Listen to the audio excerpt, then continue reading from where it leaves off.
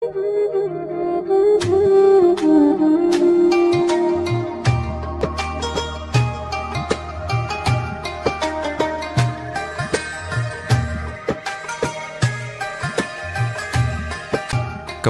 sembari kita berniat iktikaf di dalam masjid, mari sama-sama kita mendengarkan tausiah ataupun pelajaran mengenai ilmu tauhid yang akan disampaikan oleh guru kita Tengku Dr. Haji Samsul Bahri MAG. Apa yang beliau sampaikan menjadi iktibar dan pendidikan bagi kita untuk menjalani kehidupan kita sehari-hari. Demikian yang dapat kami sampaikan. Sebelum dan sesudahnya kita ucapkan terima kasih.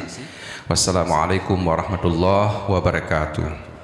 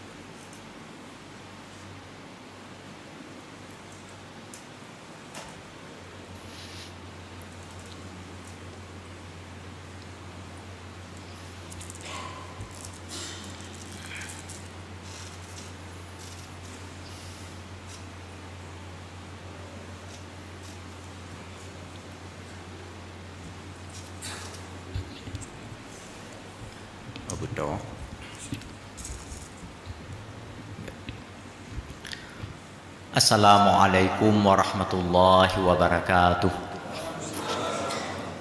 Alhamdulillahi rabbil alamin alladzi ahyana ba'dama amatana wa ilaihin nusyur. Asyhadu an la ilaha illallah wahdahu la syarikalah wa asyhadu anna Muhammadan abduhu wa rasuluhu la nabiyya ba'da.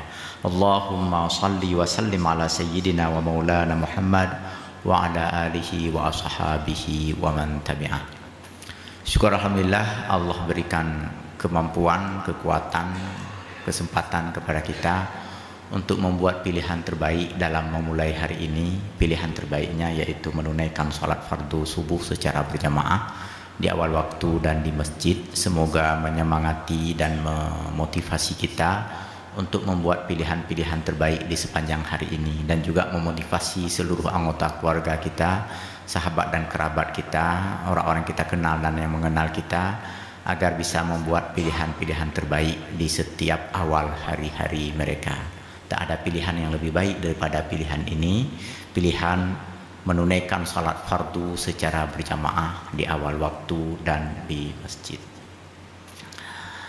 Guru-guru saya hormati, Bapak Ibu hadirin dan hadirat yang berbahagia, salawat beriring salam kita doakan semoga disampaikan kepada baginda Rasulullah sallallahu alaihi wasallam, dan semoga cinta, rahmat dan kasih sayang Allah juga tercurah melimpah kepada seluruh kerabat dan zuriat beliau, kepada seluruh sahabat beliau, kepada seluruh para aulia, para ulama, juga untuk kita semua serta orang-orang beriman hingga akhir zaman. Semoga kita semua berada dalam keadaan sehat walafiat, tidak kurang suatu apapun. Seperti diarahkan oleh Ustadz Syukur tadi, kita niatkan memperpanjang iktikaf di dalam masjid mulia ini, dan kita isi iktikaf itu dengan kegiatan tafaqquh fiddin. Kita mulai dengan sama-sama membaca basmalah. Bismillahirrahmanirrahim. Bapak, Ibu-ibu, guru-guru saya yang saya hormati, kita sudah membahas alam ruh, alam dunia, alam barzah. Sedikit alam barzah sudah kita bahas, sebahagian, bukan sedikit, sebahagian alam barzah. Saya baca 2 paragraf dulu di kitab ini untuk mengulang sekaligus melanjutkan pembahasan kita pada pagi hari yang berbahagia ini. Nah, ini lebih terang maka lagi nyoh. Naimul qabri wa adabuhu, tentang nikmat kubur dan azab kubur. Alam barzah kita yakin nggak yakin pun kita memang akan ada nanti gitu. Hampatih preh gitu kan. Setelah ini, setelah hidup kita akan memasuki alam barzah yang sering dijadikan perdebatan di kalangan para filosof, para pemikir adalah apakah ketika kita mati itu ada kehidupan di dalam sana? Kalaupun ada kehidupan, apa ada kenikmatan dan ketersiksaan? Filsafat tidak mampu menjawab ini. Buktinya hampir seluruh aliran filsafat mengatakan di sana masa menanti, masa menunggu akan adanya akhirat. Tetapi agama, terutama agama Islam, itu memberikan penjelasan yang rinci tentang hal ini. Di antara penjelasannya adalah tentang naimul qabri wa adabuhu. Ada nikmat dan ada azab di sana. Jadi bukan hanya duduk-duduk saja, bukan hanya menunggu dan menanti saja. Kita baca Al-imanu bina'imil qabri wa adabuhu wa adillatu dzalik, tentang nikmat dan adab kubur serta dalil-dalil yang berkenaan dengannya. Al-imanu bina'imil qabri li ahli ta'ati wa bi'adabil qabri liman kana mustahaqqan lahu min ahli al-ma'siyati wal fujuri min usulil imani allati dallat 'alaiha nususul kitabi was sunnah. Tentang nikmat yang diberikan kepada orang-orang beriman dan orang-orang beramal saleh, dan juga tentang azab yang diberikan kepada orang-orang maksiat, orang-orang curang, orang-orang kafir, itu termasuk bagian dari keimanan. Termasuk bagian dari keimanan. Artinya kalau kita tidak mempercayainya, berarti ada bagian iman kita yang tak utuh, yang tidak sempurna. Kenapa? Karena ada dalil dari nas Alkitab, dari ayat-ayat Al-Quran, dan juga dari hadis-hadis Rasulullah Sallallahu Alaihi Wasallam. Famin adillatil kitabi ala na'imil qabri, di antara ayat Al-Quran, dalil Alkitab tentang adanya nikmat di dalam kubur adalah surah Ibrahim ayat 27. A'udzubillahi minasyaitonirrajim. Bismillahirrahmanirrahim. Yusabbitullahu alladhina amanu bil qawli tsabiti fil hayatid dunya wa fil akhirah. Allah memperkuat, yusabbit ini memperteguh orang-orang beriman untuk melafalkan kalimat-kalimat yang teguh. Allah memperkuat kita untuk melafalkan kalimat yang kuat, kalimat yang sabit, kalimat yang apa istilah istiqamah, yang teguh, yang tidak bergeser. Diberikan tafsiran, fadallatil ayatu ala tasbitillahi ta'ala lil mu'minin, bahwa ayat ini menunjukkan Allah Subhanahu wa taala memperkuat orang-orang beriman. Indas su'ali fil qabri, memperkuat pendirian orang-orang beriman ketika dihadapkan kepadanya sejumlah pertanyaan. Nggak mampu kita menjawab sendiri, dan nggak perlu kita buat persiapan untuk menjawab itu sekarang. Maksudnya ada bapak-bapak ini jemaah Masjid Raya dulu beberapa waktu yang lalu itu tanya ke saya, Ustaz, apa saja yang ditanya dalam kubur nanti Ustaz? Kena cetet ya, mau dicatatnya. Habis itu saya bilang, saya juga belum ke sana Pak. Bukan itu Ustaz, dalam hadis, mungkin dalam ayat katanya. Ya maksud saya begini Pak, ada memang hadis tentang itu, tetapi dalam hadis juga disebutkan bahwa yang mampu menjawab orang beriman dan beramal saleh. Bapak jaga iman, Bapak jaga amal sebaik mungkin, Bapak akan bisa menjawab. Daripada dicatat hari ini Bapak hafal, besok lupa lagi, saya bilang gitu kan. Ada yang begitu Pak. Bahkan ada ibu-ibu sudah sangat ini, usianya sudah sangat uzur, ketika cerita tentang alam barzah ini minta ikut les bahasa Arab Ustaz, di mana ada buka kursus bahasa Arab? Saya bilang di UIN ada. Di Fakultas Ustaz Khalis ada jurusan bahasa Arab. Untuk apa, Bu? Saya mengira entah mau menyekolahkan cucunya gitu kan. Hantu be hanjir tapi udah jauh nang kubu katanya. Jangan sampai dikubur nanti nggak bisa jawab apa-apa katanya. Jadi belajar bahasa Arab dulu. Beliau pernah mendengar ceramah apa tausiah dari salah seorang guru katanya. Bahasa Arab itu bahasa alam kubur, juga bahasa alam akhirat. Be menjawab yang urodo katanya. Saya bilang Allah Maha tahu dengan segala bahasa. Bagus kalau ibu mau belajar bahasa Arab, bagus. Bagus sekali, tetapi yang menjamin bisa atau tidak untuk menjawab pertanyaan di alam kubur itu bukan kemampuan kita berbahasa Arab. Abu Jahal pintar sekali bahasa Arab itu kan. Bukan. Tetapi iman dan amal saleh. Makanya maksud ayat ini adalah yusabbitullahu alladhina amanu bil qaulis sabit. Allah yang memperkuat seseorang, yang memberikan kemampuan seseorang untuk memberikan jawaban yang patut, jawaban yang teguh, jawaban yang komit ketika dihadapkan oleh sejumlah pertanyaan nantinya. Akhrajal Bukhari min haditsil Barra an Azib radhiyallahu anhuma anin Nabi sallallahu alaihi wasallam.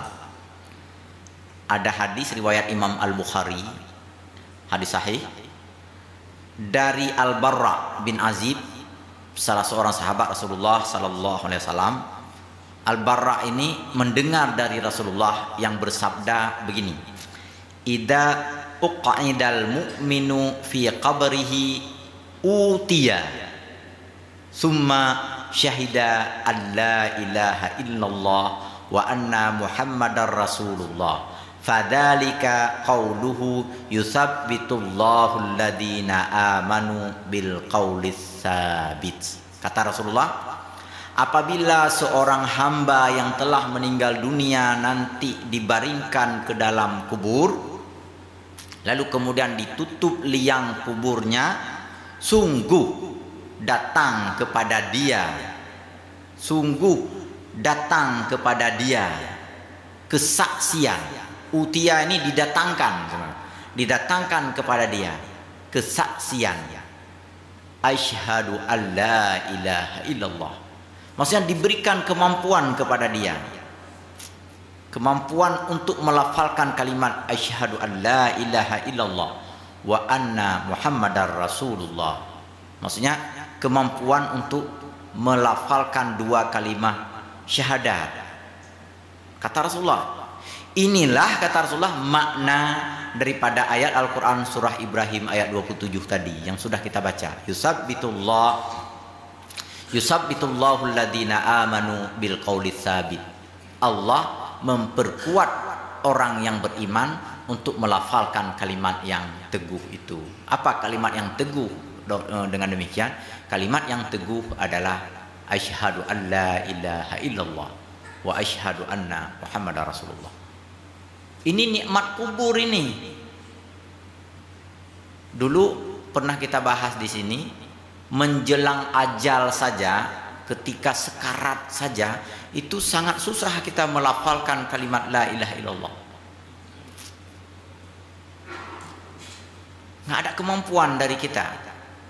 Hanya karena anugerah Allah, hanya karena nikmat dari Allah diberikan kepada orang-orang beriman, orang-orang saleh, orang-orang yang berkesinambungan dengan kebajikan-kebajikan untuk mampu melafalkan kalimat itu. Itu baru di dunia, apalagi di alam barzah nanti. Nggak ada kemampuan dari kita. Benar-benar karena pemberian Allah, anugerah Allah. Dan ini nikmat yang luar biasa besarnya. Ada konsekuensinya nanti, kita baca selanjutnya. Tapi sebelum lanjutannya, penulis kitab ini menjelaskan tentang dalil adanya azab di dalam kubur. Tadi kan dalil mengenai nikmat di dalam kubur. Dalilu adzabil qabri minal Qur'an. dalil tentang adanya azab di dalam kubur juga terdapat di dalam Al-Quran. Firman Allah Subhanahu wa taala, wa haqa bi ali fir'auna su'al adzab an-naru yu'raduna 'alaiha ghaduwan wa 'ashiyyan wa yawma taqumus sa'atu adkhilu ala fir'auna asyaddal azab. Fir'aun dan para pengikutnya itu akan mendapatkan azab yang sangat buruk, yang berat maksudnya. Datang api di pagi dan sore hari, lalu kemudian nanti di hari kiamat Fir'aun dimasukkan ke dalam neraka. Saya ulang sekali lagi, Fir'aun dan para pengikutnya akan mendapatkan azab yang buruk berupa datangnya api di pagi dan sore hari, dan nanti setelah hari kiamat Fir'aun dimasukkan ke dalam neraka. Mengenai Fir'aun dimasukkan ke dalam neraka itu terjadi setelah hari kiamat. Lalu apa yang dimaksud dengan datang kepada Fir'aun azab berupa api di pagi dan di sore hari? Itulah kata para ulama, termasuk Imam Al-Qurtubi. Bapak Ibu, sebelumnya mungkin pernah saya sebutkan, Imam Qurtubi ini asalnya Spanyol. Jadi Spanyol dulu bukan hanya pemain bola yang ada di sana ya. Spanyol dulu ada para ulama. Aceh sekarang ada para ulama. Belum tentu nanti setelah berakhir generasi kita mungkin yang dikenal Aceh tentang pemain bola juga enggak apa. Mungkin tentang pemain game, pemain chip mungkin ya, kalau kita tidak hati-hati. Atau pemain ganja macam-macam kalau kita tidak mempersiapkan generasi masa depan. Spanyol hanya dicatat sekarang dalam sejarah, dulu di Spanyol banyak ulama-ulama besar termasuk Imam Al-Qurtubi ini. Dan ratusan lagi. Ibnu Arabi yang sudah kita bahas pada pertemuan lalu itu berkarir di Spanyol, keturunan Arab. Imigran dari Arab, memang orang tuanya merantau dari Arab ke Spanyol, tetapi berkarya, mengajar, menulis ratusan kitab itu di Spanyol, kitab-kitab tentang ilmu-ilmu keislaman. Imam Qurtubi juga begitu. Ini memang orang asli Spanyol. Nenek moyang endatunya itu memang orang Spanyol, kemudian ya besar di Spanyol, belajar di Spanyol, menjadi ulama di Spanyol. Jadi di masa itu untuk menjadi ulama bukan pergi ke Dayah di Aceh, belum ya. Zaman itu untuk menjadi ulama pergi ke Spanyol. Ya, begitu Bapak. Cordova, kemudian Granada, Sevilla, ada beberapa kota lainnya, termasuk Madrid. Di masa itu Madrid menjadi pusat pendidikan keislaman, perguruan tinggi keislaman, ulama-ulama besar berkarir di sana. Itu cerita masa lalu dan berlangsung lebih 700 tahun kejayaan dan kemegahan umat Islam di Spanyol waktu itu. Makanya sekali lagi nggak ada jaminan cucu kita nanti akan tetap bertahan dengan syariat Islam, belum tentu nih. Sekarang aja orang udah mulai nengok miring, nengok sebelah mata nih, syariat kan gitu. Udah mulai. Walaupun ya, masih mampu kita ingatkan mereka. Ketika di depan ngangguklah dia, ketika di belakang nggak tahu kita. Khatib berkhutbah ngantuk dia kan, jadi kita kira ngangguk, rupanya ngantuk dia. Begini. Bapak Ibu berbahagia, kembali ke sini. Imam Al-Qurtubi memberikan tafsiran daripada ayat surah Ghafir ayat 45-46 bahwa api yang didatangkan kepada Fir'aun pada pagi dan sore hari ini adalah api azab di dalam kubur. Sedangkan masuk ke dalam neraka itu cerita setelah hari kiamat. Sebelum hari kiamat, sejak Fir'aun dimasukkan ke dalam kubur hingga saat Imam Qurtubi menulis kitab ini Fir'aun didatangkan api. Pagi datang api, sore datang api. Nanti Bapak Ibu nanya, siang bagaimana Ustaz? Jangan tanya yang nggak tahu saya. Nantilah kita lihat. apa yang terjadi di alam barzakh. Maksudnya tidak semua secara secara menyeluruh dikisahkan kepada kita tentang alam gaib itu. Yang disebutkan sebahagiannya itu saja yang bisa kita ketahui.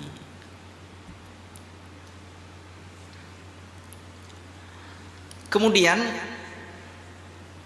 juga ada ayat Al-Quran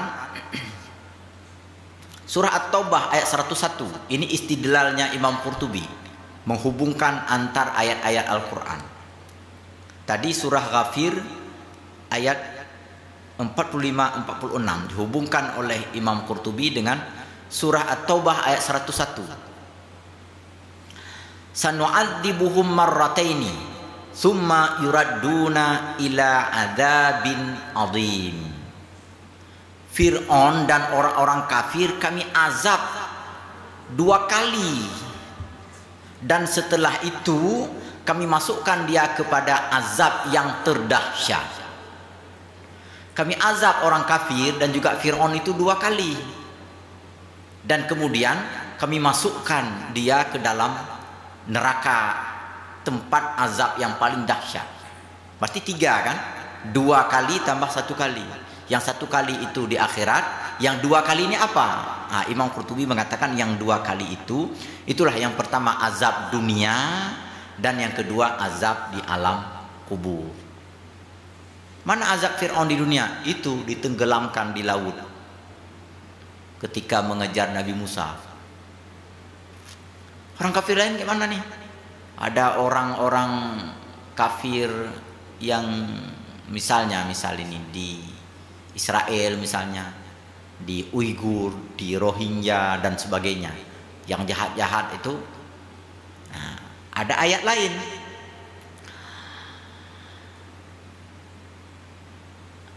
Apa ayat lain? Faqad istadalla biha katsirun minas salafi ala adzabil qabri fa'an Mujahid. Imam Qurtubi mengutip pendapat Imam Mujahid. Imam Mujahid ini salah seorang dari generasi tabi'in, muridnya para sahabat, muridnya Aisyah, muridnya Abu Hurairah, dan sempat semasa hidup dengan Ibnu Abbas, tetapi menjadi murid Ibnu Abbas. Annahu qala fi tafsiril ayah bil ju'i wa adabil qabri. Bil khaufi wal ju'i wa adabil qabri. Azab di dunia untuk orang-orang kafir adalah albasahum libasal khaufi wal ju'i. Azab untuk orang-orang kafir selama di dunia adalah azab berupa kecemasan dan rasa lapar yang tak pernah berakhir. Kecemasan. Makanya albasahum itu diliputi, dipakaikan kepada mereka. Nggak hilang-hilang tuh rasa cemas dengan rasa lapar yang tak pernah berakhir. Kapan orang itu cemas? Orang itu cemas tahu kita ketika para mu'allaf bertutur mengisahkan masa lalu mereka. Ibu Irene, Samsul Arifin, bukan Samsul Bahri, Samsul Arifin Nababan, kan ada beberapa kali ceramah di Masjid Raya cerita ketika sebelum memeluk agama Islam, bagaimana gelisahnya, bagaimana susahnya. Yang lain karena belum memeluk agama Islam ya nggak mau bertutur kepada kita. Tetapi banyak kan survei-survei yang dilakukan, penjajakan yang dilakukan oleh lembaga-lembaga riset, oleh majalah-majalah terkenal. Dulu yang sangat terkenal diliput berulang-ulang itu ada majalah Forbes, majalah ekonomi sebenarnya, tetapi meliput bagaimana kehidupan orang Amerika pada saat itu ketika negara Amerika betul-betul menjadi negara adidaya dunia. Saat tembok Berlin telah runtuh, saat Uni Soviet telah pecah, saat Rumania juga Ceausescu itu dijatuhkan, ditumbangkan, praktis Amerika tak ada pesaing. Cina waktu itu belum apa-apa. Cina masih berhadapan dengan persoalan Tiananmen itu. Jadi ketika Amerika waktu itu sedang merajai dunia, disurvei oleh pengelola majalah Forbes, apa yang dirasakan oleh warga Amerika. Apakah mereka bahagia karena negaranya adalah negara adikuasa, negara terkuat, terhebat, termegah, termaju, tersegala-galanya? Ketika disurvei, rupanya 60% warga Amerika itu tidak nyenyak tidur pada malam harinya. Waktu ditanya, disusul dengan pertanyaan, kenapa nggak nyenyak tidur? Apa jawabannya? Takut. Takut apa? Kalian kan kuat, kalian kan hebat. Militer yang paling perkasa di seluruh muka bumi kan Amerika. Tengok Irak itu luluh lantak diserang oleh Amerika. Itulah kata orang Amerika. Jangan-jangan. Apanya jangan-jangan? Takutnya sedang kita enak tidur nanti dibom oleh orang Irak. Dikirim oleh Usamah bin Laden apa macam-macam itu. Roket lah, inilah. Jadi nggak tenang hidup orang itu. Padahal negaranya kuat, pemerintahnya hebat, negaranya makmur, tapi malamnya nggak enak tidur. Kenapa ini? Diberikan ulasan. Satu di antaranya waktu itu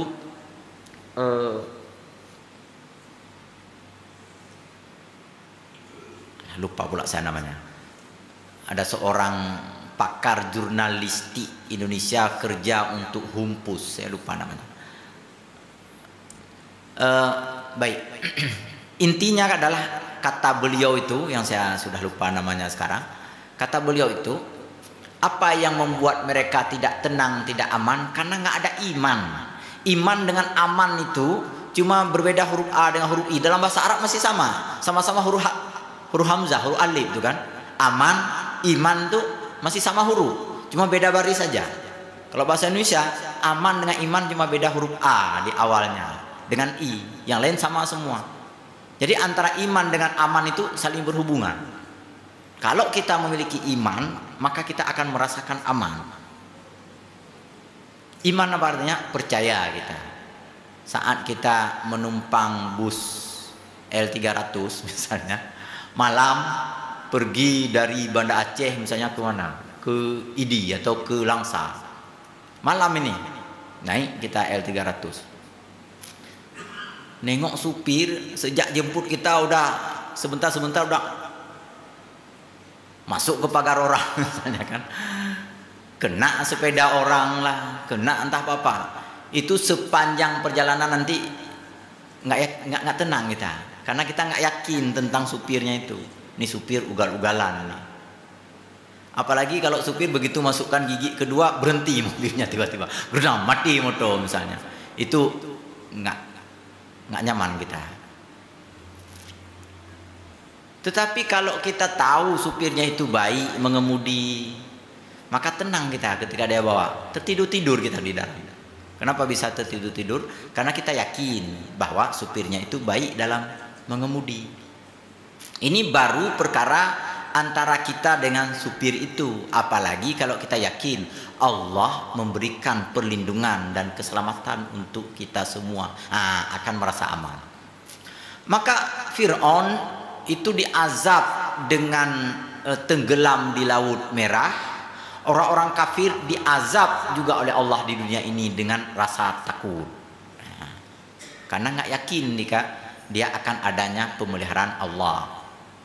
Pernah saya sampaikan dulu kan, yang di Penayung itu ada orang Cina ketika gempa 26 Desember, dia lari masuk Topekong. Di dalam Topekong dia ambil lidi kemenyan dupa, dia bakar. Sedang dia sembah-sembah begini, tiba-tiba gempa lebih kuat lagi sehingga patung jatuh terjerembab, melungkop, bam, jatuh ke sini.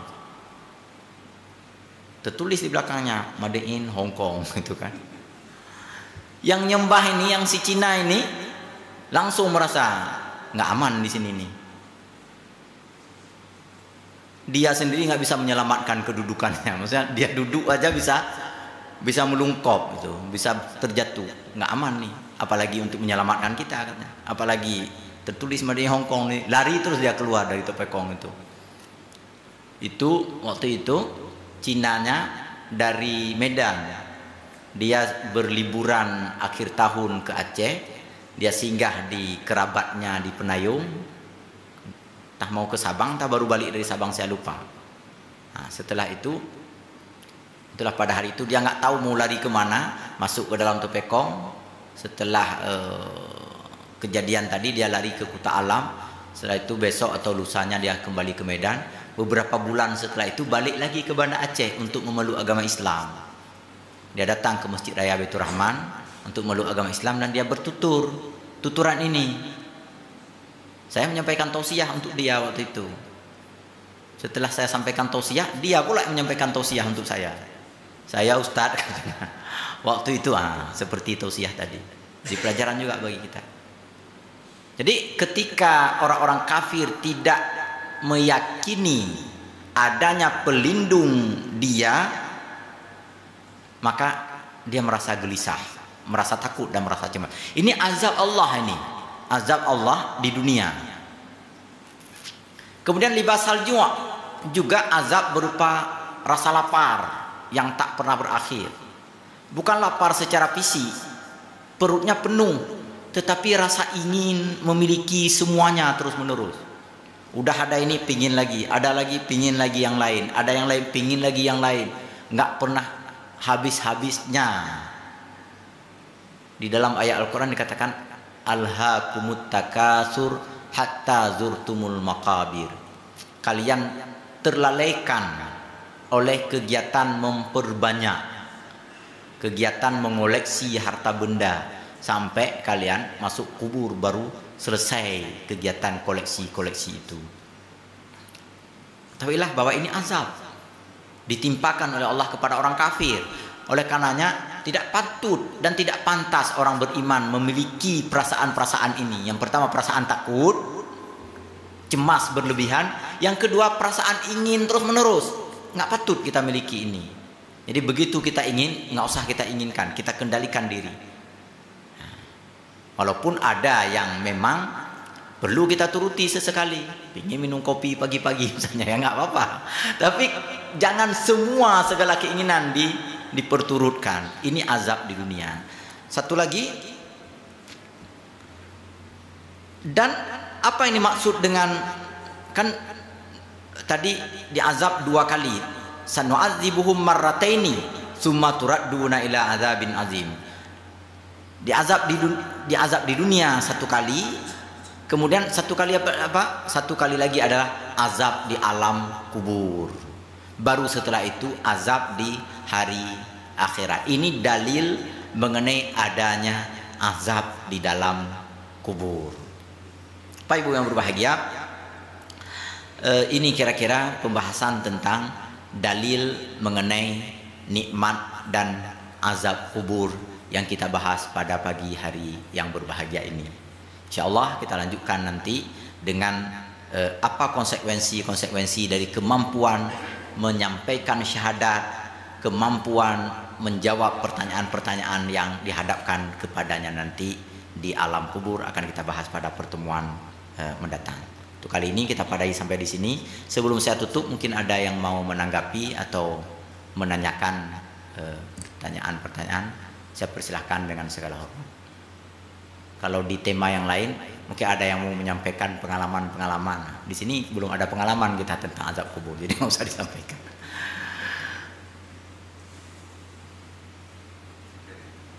Baik, silakan, akhi.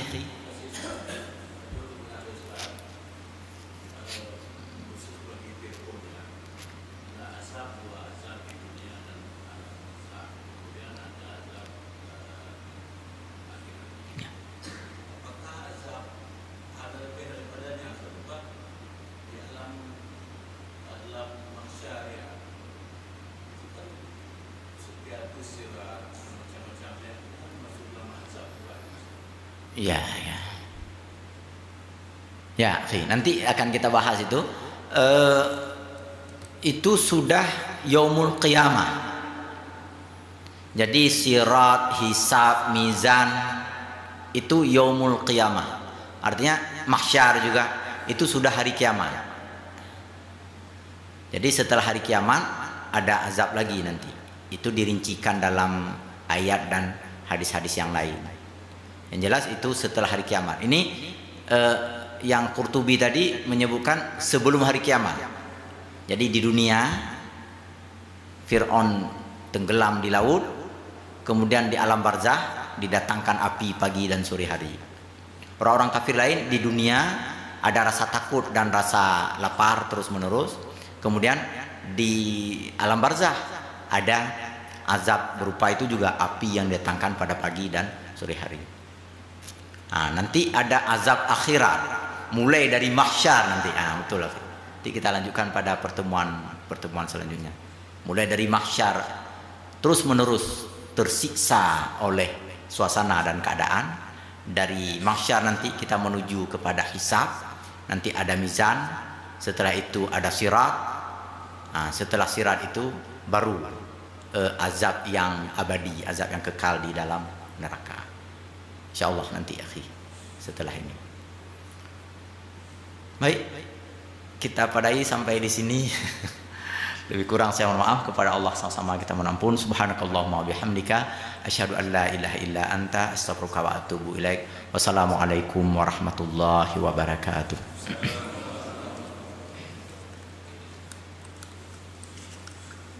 Ah